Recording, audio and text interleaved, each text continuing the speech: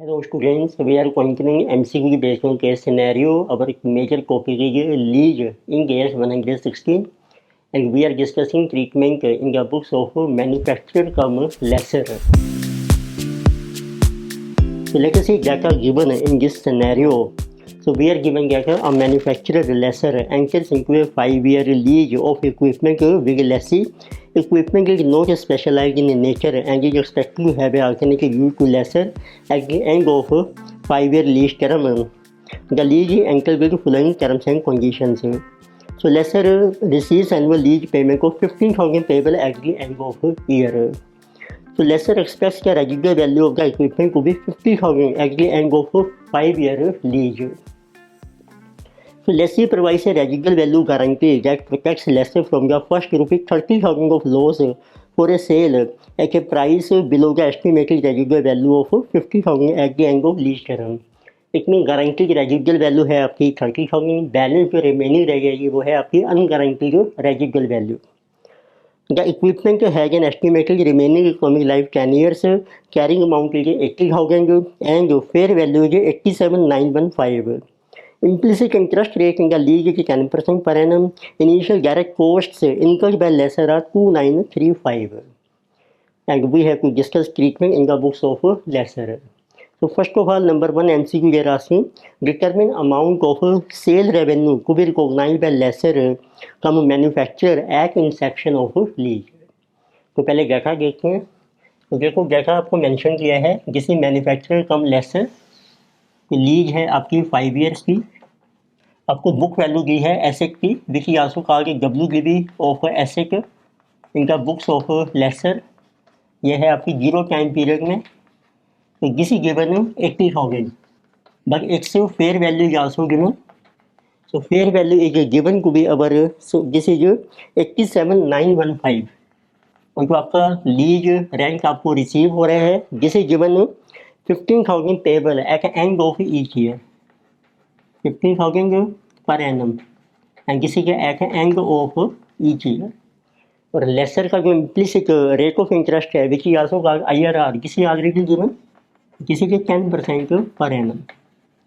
फिर आपको मेंशन किया है टोटल जो मार्केट वैल्यू है एसेट की 50,000 है जिसमें से guaranteed residual value which is called GRV जिस 30,000 बाय लेसी. बैलेंस रह जाएगी आपकी unguaranteed residual value of asset 20,000 because total value is 50,000. तो 50 माइनस 30 बैलेंस है अनगारंटीड रेजिडुअल वैल्यू. फिर आपके इनिशियल एक्सपेंसिस हो रहे हैं कुछ initial direct costs to be incurred by lessor. These are given 2935. तो ये भी मैन्युफैक्चरर कम लेसर का केस है. उस केस में इनिशियल जो हमारे एक्सपेंसिस होते हैं ये हम डायरेक्टली P&L में चार्ज कर रहे हैं. तो सबसे पहले देखो आपको डिटरमिन करना है what is amount of sales revenue. MCQ number 1. इस केस में सेल्स रेवेन्यू होता है जो भी आपको लीज पेमेंट रिसीव होगी लेसी से उसकी प्रेजेंट वैल्यू. तो this is present value of lease receipts. अब इसमें दोनों चीज़ें आ जाएंगी. एक तो आपका लीज रेंट आ जाएगा और प्लस गारंटीड रेजिडुअल वैल्यू है. तो कैलकुलेट करते हैं. तो लीज रेंट है आपका 15,000 पर एनम 10% फॉर 5 ईयर. ये आपकी एनुटी बन जाएगी 10% फॉर 5 ईयर 3.791 प्लस 20,000 GRV आपको मिलेगी 30,000 फिफ्थ ईयर में. तो फिफ्थ ईयर का PV फैक्टर है 0.621. ये हमने लिया है at 10% which IRR is given.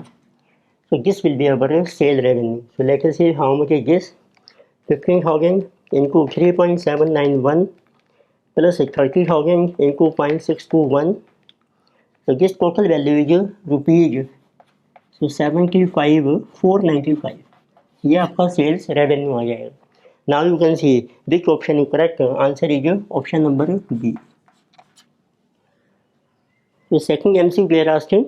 Determine the amount of cost of goods sold to be recognized by lessor from manufacturer at inception of lease. अब आपने देखनी है कॉस्ट ऑफ गुड्स सोल्ड क्या मानी जाएगी. सो किस पर सेल रेवेन्यू. तो किसी MCQ नंबर सेकंड मतलब जो cost of goods sold means cost of sale also. तो उसका बेसिक फार्मूला है किसी की बुक वैल्यू ऑफ एसेट जो आपको मेंशन की है बुक वैल्यू ऑफ एसेट और उसमें से माइनस कर लीजिए present value of unguaranteed residual value. If it is applicable. उस केस में आपको दी है अनगारंटीड रेजिडुअल वैल्यू 20,000, तो उसमें बुक वैल्यू है आपकी 80,000 माइनस 20,000, उसकी प्रेजेंट वैल्यू है 0.621 PV factor for fifth year. So this is coming 20,000 into 0.621 minus 80,000. This is 67,580. This will be our cost of sale. You can see which option is correct. Answer is option number C. So next we have MCQ number 3. So they are asking determine amount of profit or loss to be recognized by lessor at inception of lease. अब कितना profit या loss हो रहा है आपको इस transaction में, उसकी पहले मैं अकाउंट में एंट्रीज करता हूँ, उससे आपको क्लियर हो जाएगा। सबसे पहले देखो जो आपको लीज रैंक मिलना है लेसी से, उसको हमने शो करना है as net investment in lease, जिसे कहा जो नेट इन्वेस्टमेंट इन लीज, और उसको आप शो कर सकते हैं as lease receivable. Net investment in lease means lease receivable, ये आपका जो है डेबिट हो जाएगा। एंड जिसे कहा सेल्स रेवेन्यू, इसको आप ट्रांसफर कर दीजिए टू सेल्स रेवेन्यू में। इसकी वैल्यू हमने क्या कैलकुलेट की थी, present value of lease rank 75,495, तो ये अमाउंट आ गया आपका रेवेन्यू का 75,495। तो सेकंड है, अब आपने शो करना है बाकी जो कॉस्ट ऑफ सेल कितनी है आपकी, तो उसका फार्मूला है, उसको आपने डेबिट करना है, cost of goods sold account debited. तो ये होती है टू एसेट की जो WBV थी, टू एसेट अकाउंट, उसमें से आपने माइनस करनी है present value of unguaranteed residual value, तो वो भी आपकी बन जाएगी नेट इन्वेस्टमेंट इन लीज, उसको डेबिट कीजिए आप, और उसका नाम है unguaranteed residual value asset, UGRVA। Asset की वैल्यू की देखो 80,000 आपकी, और इसकी जो प्रेजेंट वैल्यू थी वो हमने कैलकुलेट की थी। So this one was coming to be 20,000 into 0.621 12,420, ये थी आपकी 12,420।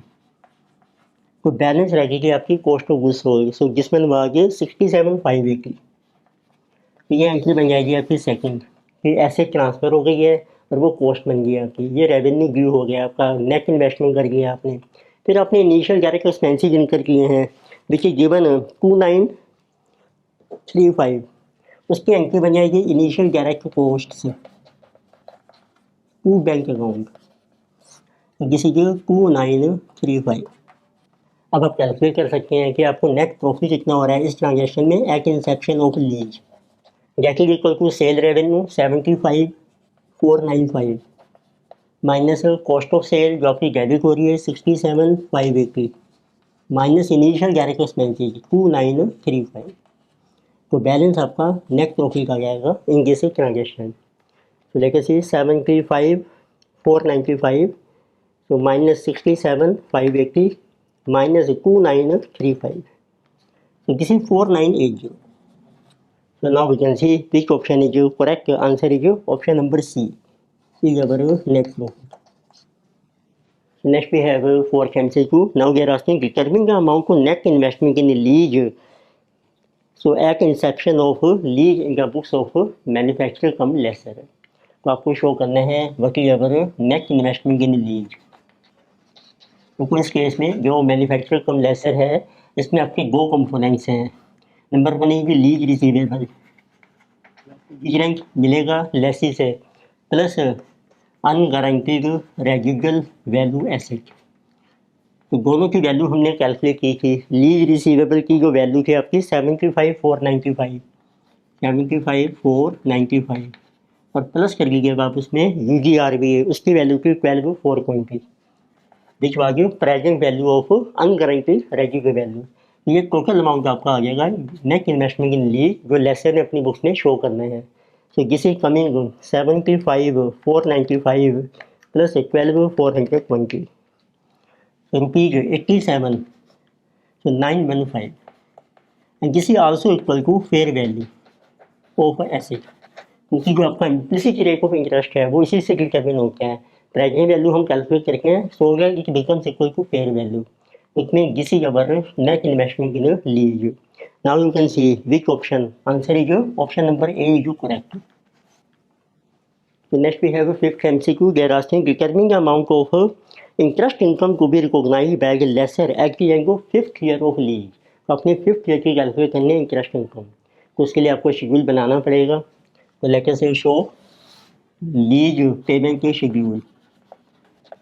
अब जो लेसर है इस केस में मैन्युफैक्चरर आपकी 2 एसेट चल रही हैं, तो आप शो कीजिए year first, second, third, fourth and fifth. First we show what is lease receivable, तो एक एसेट आपकी lease receivable, then it is UGRBA। अब इनके ऊपर आपका इंटरेस्ट ड्यू हो जाएगा, उसका रेट ऑफ इंटरेस्ट है आपका at the rate of 10%, so we will write interest at the rate of 10%. This is on a lease receivable and on a UGRBA. तो अब आपका इंटरेस्ट ड्यू हो जाएगा at the rate of 10% on lease receivable and UGRBA। फिर आपको show करना है वही लीज रिसीट, लीज रेंट जो आपको रिसीव हो गया है, ये आपका माइनस होगा लीज रिसीवेबल में से। अब देखिए ओपनिंग बैलेंस है जो आपने कैलकुलेट की थी, प्रेजेंट वैल्यू 75,495, 75,495 और एसेट की वैल्यू है 12,420। तो इनके ऊपर आप ड्यू कीजिए इंटरेस्ट 10%, जिसे 7550 एंड जिसे 1242। लीज रिसीट है आपकी 15,000 लीज रेंट।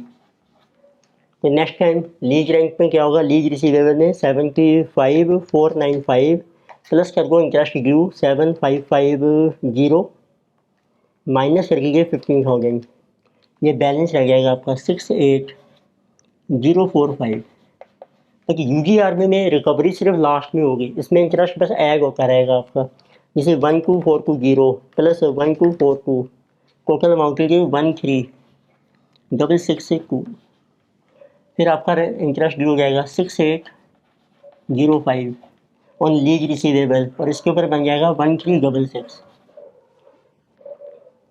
लीज पेमेंट आपकी सेम है, रिसीट 15,000, बैलेंस आ जाएगा आपका 68,045 प्लस रेंट आपका इंटरेस्ट है 6805, तो माइनस 15,000, तो दिस बैलेंस है जो 59,850 और इसमें आपका ऐड हो जाएगा इंटरेस्ट, सो 13,662 प्लस 13,666 जिसे 15,028। नेक्स्ट टाइम आपका 10% interest 5985 and 10% 1503, lease payment 15,000। So in year 4 balance is now 59,850 plus interest to you 5985 minus our 15,000, balance is 50,835 and value of UGRBA is 15,028 plus 1503, total amount is our 16,531। अब आप interest calculate कीजिए 10% 5084 and this is 1653 and 15,000।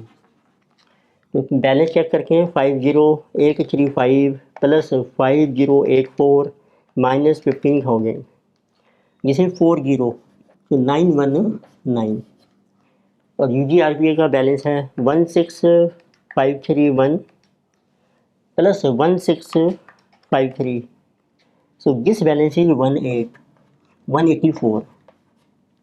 अब last year में आपको interest कैसे calculate करने हैं, जो कि लीज रिसीवेबल है ये मिलेगा आपको 15,000 प्लस 30,000 GRB, इसमें इसकी वैल्यू है टोटल 45, तो जो डिफरेंस है वो आपका इंटरेस्ट आ जाएगा, किसी 45,000 minus 40,919, so this interest is 4081। अब जो GRB है UGRB इसकी वैल्यू बन जाएगी 20,000, इसमें जो इसका डिफरेंस है वो इंटरेस्ट आ जाएगा, इसकी वैल्यू आपको लेनी है 5th ईयर में 20,000 जब आपकी रिकवरी होगी, तो दिस विल बी 20,000 माइनस 18,184 जिसे 1816। तो हम बैलेंस ले लेते हैं टू मेक राउंड, जैसे कोई डिफरेंस आ रहा है ये बन रहा है देखो 4092 अगर भाई इक्वल 4081, तो कोई बैलेंस रह जाता है डिफरेंस, वो हम इसलिए लास्ट ईयर में जो अमाउंट रिसीव होगा उसमें से आप माइनस कर लीजिए। अब आपको कैलकुलेट करना है बच्चे interest income of 5th year, तो ये जो इंटरेस्ट आपने कैलकुलेट किया है 5th ईयर का उनको ऐड कर लीजिए, ये आपकी इंटरेस्ट इनकम आ जाएगी ऑफ 5th ईयर। ये अच्छा पॉइंट है इसमें, interest income over 5th year. तो इनकम लेक्चर में आपने देखा हम UGRB और लीज रिसीवेबल दोनों को सेपरेट रख के चलते हैं। तो इंटरेस्ट इनकम है आपकी 4081 प्लस 1816, तो दिस टोटल इज 5897। अमाउंट आपके रुपीज़ में है. You can say which option is correct. Answer is option number B. So in this lecture we discuss case scenario on a lease. Topic was our manufacturer come lesser and it was sale come finance lease. Further topic we will continue in next lecture. से video आपको अच्छी लगती है subscribe कीजिए, recommend कीजिए, share कीजिए. Thank you.